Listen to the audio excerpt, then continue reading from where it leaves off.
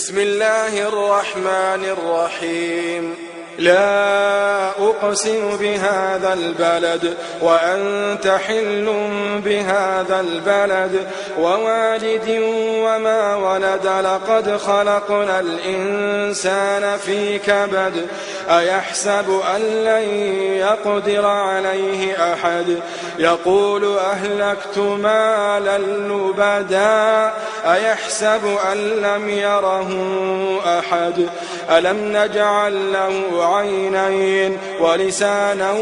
وشفتين وهديناه النجدين فلاقتحم العقبة وما أدراك ما العقبة فك رقبة أو إطعام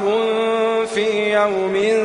ذي مسغبة يتيما ذا مقربة أو مسكينا ذا متربة ثم كان من الذين آمنوا وتواصوا بالصبر وتواصوا بالمرحمة أولئك أصحاب الميمنة والذين كفروا بآياتنا هم أصحاب المشأمة عليهم نار مؤصدة.